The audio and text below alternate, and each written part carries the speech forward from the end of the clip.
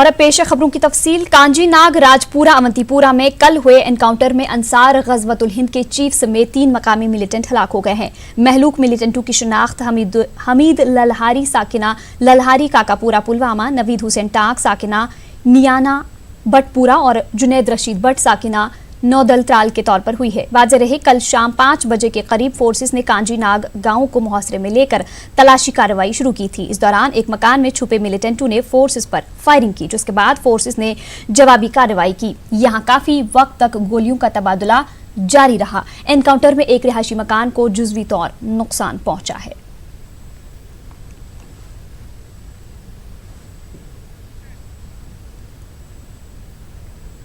उधर पुलिस का कहना है कि अंसार गजवतुल हिंद का खात्मा कर दिया गया है। श्रीनगर में एक प्रेस कॉन्फ्रेंस के दौरान डीजीपी पुलिस दिलबाग सिंह ने कहा कि अवंतीपुरा एनकाउंटर में इस तंजीम के 3 मिलिटेंट हलाक कर दिए गए हैं। पुलिस का कहना है कि ये ग्रुप इस इलाके में काफी सरगर्म था। हाल में पेश आए वाकयात में भी उनका हाथ था। पुलिस का कहना है कि मिलिटेंट ग्रुप इन दिनों मिलकर काम कर रहे हैं। इन्हें सरहद पार से ये हिदायत मिली है कि हालात को बिगाड़ा जाए। सिंह का कहना है कि पुलवामा जैसा हमला करने की भी कोशिश हो सकती है। इसके लिए उस पार से दरअंदाजी की कोशिश जारी है। उन्होंने कहा कि 370 हटाए जाने के बाद मिलिटेंट सफ़ों में नौजवानों की शमूलियत में इजाफे की बातें की जा रही थी, मगर 5 अगस्त से अब तक सिर्फ चंद नौजवान लापता हो गए हैं। ये 3 के 3 लोकल मिलिटेंट हैं और 3 के 3 ही अंसार गजवतुल हिंद के साथ वाबस्ता हैं। आपको याद होगा जब जाकिर मूसा मारा गया था, उसके बाद इस ग्रुप की कमांड जो है वो हमीद ललिहारी को दी गई थी। हमीद ललिहारी तब से लेकर के इस ग्रुप को चला रहा था और काफ़ी लोगों को उसने मोटिवेट किया, जबकि उस वक़्त ये ग्रुप ख़त्म ही हो गया था। उसके बाद इसने मोटिवेट करके 2 और लोग हैं जिनको मिलिटेंट्स की सफ़ों में शामिल किया, ख़ासतौर पे अपने ग्रुप के अंदर शामिल किया, जिसमें नवीद और जुनैद शामिल हैं। ये तीनों के तीनों मिलिटेंट अवंतीपुरा पुलवामा बेल्ट के रहने वाले हैं और तीनों के तीनों जैश के साथ आजकल कोऑर्डिनेशन में काम कर रहे थे, क्योंकि जैश मोहम्मद धीरे धीरे लश्कर के साथ, हिज़्ब के साथ, इस सब के साथ अपना राब्ता जोड़ रही है। और उनकी ये कोशिश है कि जितनी अफरा तफरी, जितनी कत्ल गारत, जितनी वायलेंस जहाँ पर बढ़ाई जा सके, पाकिस्तान की एजेंसियों के इशारे पर उसको बढ़ावा दें। जुनैद राशिद जो मारा गया, दूसरा मिलिटेंट, इसका भाई भी मिलिटेंट था, वो भी पहले एक एनकाउंटर में मारा गया था। और अनफॉर्चुनेटली इस घर में से अगर देखें तो ये दूसरे मिलिटेंट का बनना और मारे जाना, हम लोग इस पर दुख भी महसूस करते हैं कि ये लोग जो गलत रास्ते पे चले हैं, जो पाकिस्तान एजेंसियों और इशारों के उन पे नाचते हैं, उनके चलते ये नौजवानों को वर्गला करके मिलिटेंसी के रास्ते पे ला रहे हैं। हम आज भी चाहेंगे कि नौजवान जो गलत रास्ते पे चल पड़ा है वो अपना हथियार छोड़े और सही रास्ता अपनाने की कोशिश करे। बहरहाल तो AGH वाइप आउट हो गई है, मगर इनका एक आंसर रहता है जो इनके पीछे OGW नेटवर्क के खाते में चलता है। उनमें से कोई अचानक कभी उभर जाता है और मिलिटेंट सफ़ों में शामिल होता है और सामने आता है, उसके लिए कहना अभी मुश्किल होगा, मगर फ़िलहाल AGH ख़त्म हो गई है। आज की तारीख में जैश मोहम्मद हर ग्रुप के साथ कोऑर्डिनेट करने की कोशिश कर रही है, क्योंकि जैश मोहम्मद और लश्कर तौबा को ही पाकिस्तान से हदायतें आती हैं कि किस तरह की वायलेंस करनी है, किसको टारगेट करना है और क्या लेवल वायलेंस का रखना है। उसके चलते जैश और लश्कर ये सारे ग्रुप्स के साथ तालमेल बैठाने का काम करती हैं। और ये जो हमीद ललिहारी है, इसका ग्रुप भी, आपको याद होगा कि 2 गुज्जर भाई इसी एरिया में मारे गए थे, उसमें पाकिस्तान का जासर मिलिटेंट शामिल था जैसे मोहम्मद का।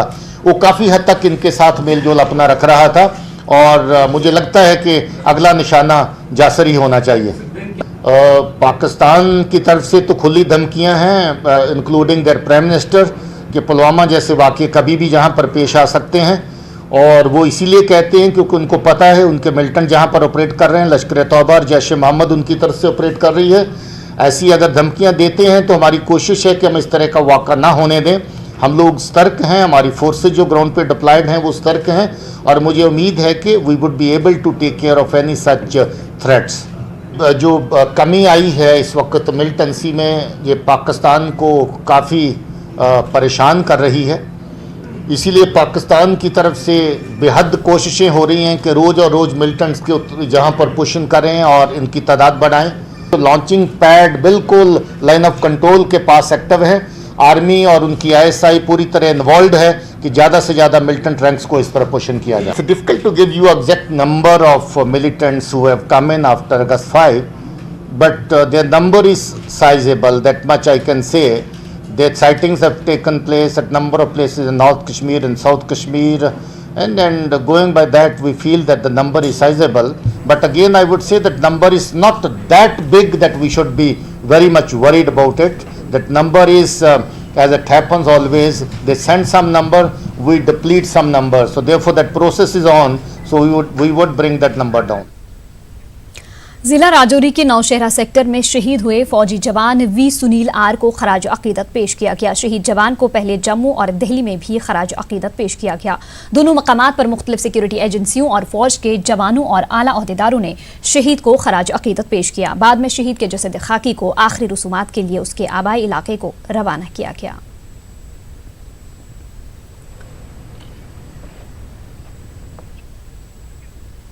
JKLF चीफ और अलहदी की पसंद लीडर यासीन मलिक की आज जम्मू की टाडा अदालत में पेशी हुई। ये पेशी वीडियो कॉन्फ्रेंसिंग के जरिए हुई। 7 मुलजमीन में से कोर्ट में 5 मुलजमीन मौजूद थे।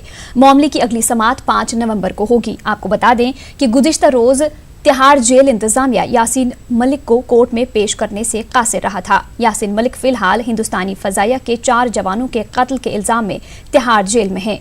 1990 में फजाइया के 4 जवानों का कत्ल कर दिया गया था। कोर्ट ने मामले में यासीन मलिक के खिलाफ वारंट जारी किया था।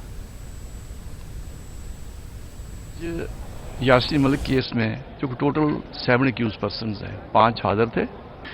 Yasin Malik through video conference के जरिए कंटेक्ट किया दिल्ली में, उससे पूछा, जज साहब ने उनको समझाया, these are the offences against you, you are being tried and we are going to hear the arguments with regard to charge and discharge purpose, what you have to से।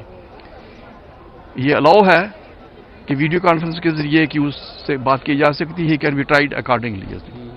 बस यही बात हुई। 5 तारीख को नंबर को रखी है, उसमें 10:30 बजे फिर वीडियो कॉन्फ्रेंस होगी, उसके जी अब केस चलेगा। पाकिस्तानी मकबूजा कश्मीर में अब पाकिस्तान के खिलाफ बड़े पैमाने पर एहतिजाजी मुहिम शुरू हो गई है। कल पाकिस्तान से आज़ादी की मांग करने वाले अफराद को कार्रवाई पर कई हलकों से सख्त बरहमी का इजहार किया जा रहा है। पाकिस्तान की जानिब से एहतिजाजियों को कुचलने की कोशिश की जा रही है और इसके लिए एहतिजाजियों पर शेल भी बरसाए जा रहे हैं और गोलियां भी चलाई गई हैं। इस दौरान कई अफराद जख्मी हो गए हैं। कई मकामात पर एहतिजाजियों और पाक सिक्योरिटी फोर्सेस के बीच झड़पों की भी इतलात हैं। लोगों का इल्जाम है कि ऐसे हालात पैदा किए गए हैं जो इमरजेंसी से कम नहीं है। वाज़ेह रहे कि कल एहतिजाजियों पर कार्रवाई के दौरान यहाँ 2 अफराद की मौत हो गई थी और दर्जनों जख्मी हो गए थे। आज भी POK में कई मकामात पर आम लोगों, सहाफियों, वकला और दीगर लोगों ने एहतिजाज किया। उन्होंने एहतिजाजियों पर ताकत का इस्तेमाल करने की भी मजम्मत की। पीपल्स नेशनल अलायंस के कारकुनों ने भी मकामी इंतजामिया और पुलिस के खिलाफ मुजफ्फराबाद के कई मकामात पर सख्त एहतिजाज दर्ज किया। पुलिस प्रेस रिलीज में इन्होंने खुद कहा है कि हमने इजाज़त दी हुई थी। वो एहतजाज ये था कि हम अपना एक प्रोटेस्ट रिकॉर्ड करवाना चाहते थे कि हमारी इस असम्बली को बाख्तियार बनाओ, लेकिन बदकिस्मती से इस पुलिस में काली बेड़े मौजूद हैं। मेरे पास SP की, DC की ऑडियो रिकॉर्डिंग मौजूद है कि इन्होंने कहा हमने किसी लाठीचार्ज को हुक्म नहीं दिया। एक DSP रियाज मुगल नामी जो पुलिस की मुलाजमत से फारिग शुदा है, उसकी जो सर्विस बुक है वो निकाली गई, वो पुलिस से फारिग है। उसके ऊपर इल्जामात थे, वो किस तरीके से ड्यूटी दे रहे हैं, उस पर ड्यूटी मजिस्ट्रेट की इजाज़त की बगैर लड़के, बच्चों पे, बूढ़ों पे, औरतों पे उसे लाठीचार्ज किया। SP ने कहा मुझे इल्म नहीं है, DC ने कहा मुझे इल्म नहीं है। और जो बंदा जांबाज हुआ है, शहीद हुआ है, वो उसकी वीडियो मौजूद है कि पहले पुलिस ने उसको मारा है, फिर वो आंसू गैस के शेल से जो है वो उसकी, जिसको हार्ट अटैक हुआ है। मेरा SP से रब्ता था, इन्होंने मुझे मुज़ाकरात के लिए बीच में डाला। मैंने कहा आप ये गैस बंद करें, आंसू गैस ना फेंके। जो ही मैं बीच में आया, इन्होंने आंसू गैस फेंका, मुझे लड़के उठा के नीचे लेकर आए। इस बीच वादी कश्मीर में मामूलाती जिंदगी आज भी मुतासिर रही। अगरचे वादी के तमाम मकामात से बंदिशें हटा दी गई हैं, ताहम कई मकामात पर दफा 144 लगातार नाफिज है। श्रीनगर में दुकानें और दीगर कारोबारी इदारे बंद रहे, ताहम श्रीनगर शहर के कई इलाकों में सुबह के औकात में दुकानें खुली नजर आईं। प्रीपेड मोबाइल सर्विस और इंटरनेट लगातार मुअत्तल है, जिससे मकामी लोगों खासतौर से तलबा और ताजरों को मुश्किलात दरपेश है। उधर जिला अनंतनाग में मजमूई तौर पर हालात काबू में हैं। दुकानें और तालीमी इदारे मुकम्मल तौर पर नहीं खुले हैं। कई इलाकों में कुछ हद तक कारोबारी सरगर्मियां बहाल होने की इतलात मौसूल हो रही हैं। सड़कों पर आम ट्रैफिक की नकलो हमल पूरी तरह से बहाल नहीं हो पाई है। निजी ट्रैफिक की आमदरफ्त में काफी इजाफा देखने को मिल रहा है। अमन व कानून को बहाल रखने की गर्ज से कस्बा अनंतनाग समेत तमाम हसास मकामात पर सिक्योरिटी की नकलो हरकत जारी है। उधर बानिहाल बारामूला रेल खदमात बंद रहने से मुसाफिरों को काफी दिक्कतों का सामना है। वहीं गांदरबल में आम जिंदगी मुतासिर रही। जिला में कारोबारी इदारे बंद हैं, तालीमी इदारे और पब्लिक ट्रांसपोर्ट भी मुतासिर रहा। जिला में निजी ट्रांसपोर्ट और राहगीरों की आवाजाही में दिन ब दिन इजाफा देखने को मिल रहा है, जबकि सुबह के औकात में दुकानें खुली रहती हैं और लोग जरूरी अशिया की खरीद फरोख्त करते देखे जाते हैं। नज़्म नस्क को बरकरार रखने के लिए जिला के हसास मकामात पर सिक्योरिटी फोर्सेज और पुलिस एहलकार तैनात रहे। मजमूई तौर पर जिला में हालात पुरअमन रहे। इस बीच आज सब जिला त्राल में तमाम कारोबारी इदारे और दुकानें बंद रहीं। इसकी वजह से मामूलात की जिंदगी बुरी तरह मुतासिर रही। नौदल त्राल के मकामी मिलिटेंट की हलाकत के बाद मुश्तिल नौजवानों ने फोर्सेस पर पथराव किया।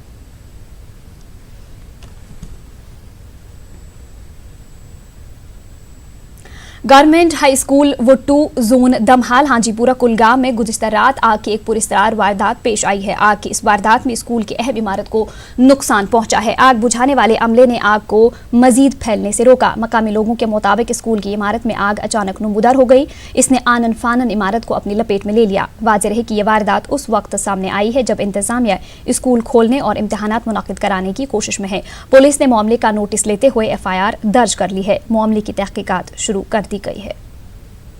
लोकल्स ने इन्फॉर्म किया कि यहाँ पे स्कूल में आग लग गई है।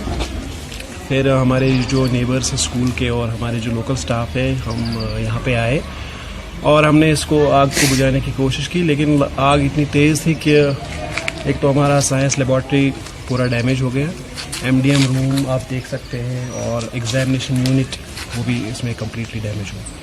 Overall 5 rooms have been damaged. हम 1.5 किलोमीटर दूर रहते हैं और उसी टाइम पहुंच गए हम यहाँ पे। मेरे को फ़ोन आया है, बस उस टाइम हमने देखा कि आग सभी थी। यहाँ पे लेबॉर्ट्री थी, लेबॉर्ट्री है, एक कमरा है, 5 कमरों को नुकसान पहुँचा है।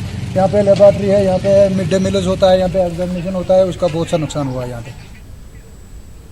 सियासी लीडरान की रिहाई मरहलावार बुनियादों पर हालात को मद्देनजर रखते हुए होगी। इंटरनेट बंद रहने से तलबा को कोई परेशानी नहीं हो रही है। इंटरनेट से पहले भी लोग जिंदा थे और इसके बगैर भी जिंदा रह सकते हैं। इन बातों का इजहार गवर्नर के मुशीर फारूक अहमद खान ने कुपवाड़ा दौरे के दौरान किया। उन्होंने देही तरक्यात महकमे की नई इमारत का इफ्तिताह किया। उन्होंने कहा कि वादी में हालात बेहतर हो रहे हैं और अवाम दोस्त इक़दामात उठाए जाएंगे। उनके हमरा commissioner secretary horticulture, director school education Kashmir Mohammad Yunus Malik, director horticulture PMGSY के अफसरान और DC कुपवाड़ा भी मौजूद थे। मुशीर ने अफसरान के साथ एक जायजा मीटिंग भी मुनाकिद की। जम्मू से ज़्यादा कश्मीर के सियासी लीडरान रिहा हो चुके हैं इस वक्त तक।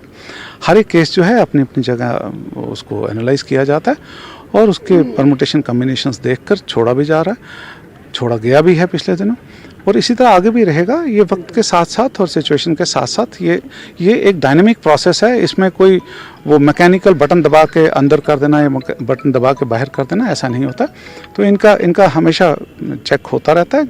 जिसकी को छोड़ना होगा वो छुड़ता जाएगा। हम इंटरनेट आने से पहले भी जिंदा थे, इंशाल्लाह आगे भी जिंदा रहेंगे। और थोड़ी देर के बाद नहीं, बच्चों को प्रॉब्लम नहीं है, बच्चों को बड़ों को ज़्यादा प्रॉब्लम है। अपने तलबा पे पूरा यकीन है, भरोसा भी है कि वो लायक बच्चे हैं और वो पढ़ के एग्ज़ाम देंगे और उन्हें किसी किस्म की बैसाखी की ज़रूरत नहीं पड़ेगी अपने एग्ज़ाम को क्वालिफाई करने में। और इंशाल्लाह जिस वक्त उनके रिज़ल्ट्स आएंगे आप ख़ुद देखेंगे कि वो किसी भी दूसरे बच्चे के बराबर हैं। हम उनको क्रचेस दे के वीक नहीं करना चाहते। मैंने पहले कहा है कि ये जो कंसेशंस जो मांगी जाती हैं, हमारी 8वीं तक के जो इस वक्त बच्चे 8वीं में पढ़ रहे हैं, आपको जान कर हैरानगी होगी कि 6 मरतबा वो उनकी मास प्रमोशन हुई है। तो ये किस किस्म की हम बुनियाद डालेंगे? तो लिहाजा इन बच्चों को हमने कल पूरी दुनिया से मुकाबला करने के लिए तैयार करना है। एंड आई एम श्योर, पूरा मुझे यकीन है कि ये बच्चे जो हैं पूरे भारत की जो डेवलपमेंट है ये उसका हिस्सा बनेंगे और ये किसी से पीछे नहीं रहेंगे। हाँ, बदकिस्मती से कुछ उनके वालिदैन के कुछ खदशात की वजह से शायद वो स्कूल नहीं जा पाए। हालांकि स्कूल हमने सारे के सारे खुले रखे थे, टीचर्स उनका इंतज़ार कर रहे थे, लेकिन ऑल सेड एंड डन ये बच्चे जो हैं ये एग्ज़ाम देंगे। डिविजनल कमिश्नर साहब ने उसमें बड़ी सख्ती से हदायत की हुई है। कुछ थोड़ा चेंज किया था उसको कि जो ट्यूशन फ़ी है वो तो ली जाएगी, और जो ट्रांसपोर्ट फ़ी है उसका भी कुछ देखा जा रहा है कि उसमें कितना पोर्शन जो है वो वाकई उनको देना चाहिए, लेकिन पूरी की पूरी ट्रांसपोर्ट फ़ीस नहीं। और उसमें जो हिदायत दी जाएंगी डिविजनल एडमिनिस्ट्रेशन की तरफ से, उनके ऊपर अगर किसी ने कोई अमल नहीं किया तो उसके खिलाफ कार्रवाई भी होगी। कश्मीर न्यूज़ में वक्त हो एक छोटे से ब्रेक का।